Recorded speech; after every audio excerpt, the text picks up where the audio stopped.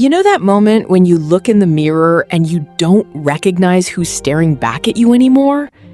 That was me. It wasn't just the weight. It was the exhaustion, the brain fog, the way my clothes didn't fit, and that little voice that kept saying, "This is just what happens when you get older." I believed that voice for years, until my body finally made it impossible to ignore what was really going on. Today, I want to tell you the honest story of how I completely lost myself before I fixed my gut and my weight, and the 3 turning points that changed everything. If you feel like you're doing everything right and still not feeling like yourself, this is for you. A few years ago, a normal day for me looked like this. I'd wake up already tired. My stomach felt heavy and puffy before I even ate breakfast. Coffee was non-negotiable, not because I liked it, but because I needed it just to feel human. By mid-afternoon, I'd crash. I'd tell myself, I just need something small, and then end up snacking non-stop until dinner.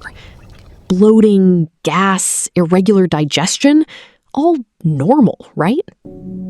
On the outside, I was functioning. On the inside, I felt like my body was working against me.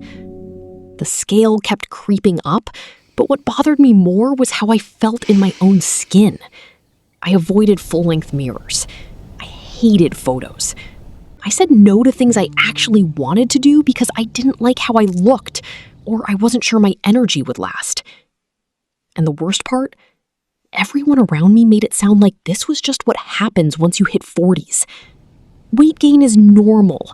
Of course you're tired, you're busy. Bloating is just part of getting older. So I kept pushing through, telling myself I should just have more willpower. At some point, I got angry enough to try to fix it. I downloaded the apps. I tracked the calories. I followed those eat less, move more plans that are designed for 20-year-old metabolisms. I cut foods I loved. I did workouts I hated. I lost a little bit, and then my body pushed back. The more I restricted, the more obsessed I became with food.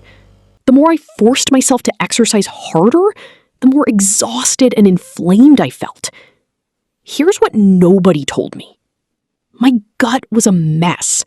My nervous system was fried. My hormones were confused. I didn't have a discipline problem. I had a body that was trying to protect me, and I was fighting it every single day. That's when the shame really set in. Because on paper, I was doing everything right, but my results and how I felt said otherwise. My breaking point wasn't a number on the scale. It was a small, ordinary moment. Maybe for you it's a comment, or a photo, or a doctor's appointment. For me, it was seeing a picture someone else took of me and not recognizing my own face. Sitting in the doctor's office being told your labs are normal, while knowing I felt anything but normal. Or standing in my closet surrounded by clothes that didn't fit and thinking, where did I go? I remember sitting down and thinking, this can't be my new normal. I refuse to spend the next decade feeling this way. And that was the first time I stopped asking, how do I lose weight fast? And started asking, what is my body trying to tell me? Once I asked a different question, I started seeing different answers. I learned that your gut and your brain talk to each other all day. Blood sugar swings can feel like emotional problems.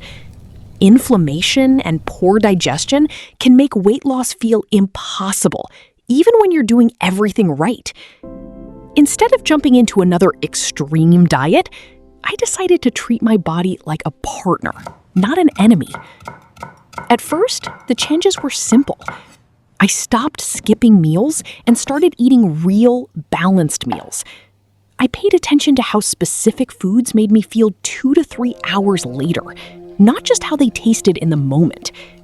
I worked on my sleep, my stress, and my nervous system, not just my plate. And here's the part no one glamorizes.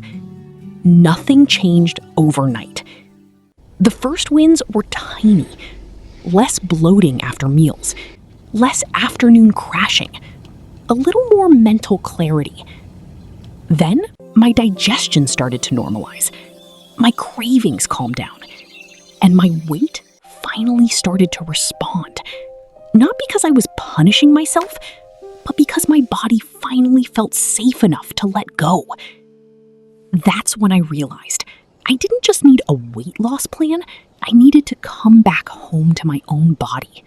Today, the biggest transformation isn't just the number on the scale or the way my clothes fit. It's the way I talk to myself. It's the way I trust my body again.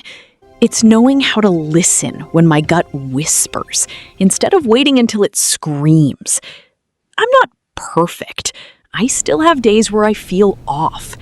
But I'm no longer lost inside a body I don't understand. If you're watching this and thinking, that sounds like me, I want you to know this. You're not broken. You're not lazy. And you definitely haven't failed at health. You've just been given the wrong map. If my story feels a little too familiar, I want you to know you don't have to decode this alone. I spent years following the wrong map and blaming myself. Now, my whole goal with this channel is to hand you the right one. Simple, gut-first steps that are honest about what it actually feels like to be in a real woman's body. So if you want a mix of real-life experience and real science, hit subscribe and stay with me. In the next video, I'm breaking down, you added more fiber, so why do you feel worse? So you can stop making the fiber mistakes that keep your gut stuck and start feeling at home in your body again. Thanks for watching, and I'll see you there.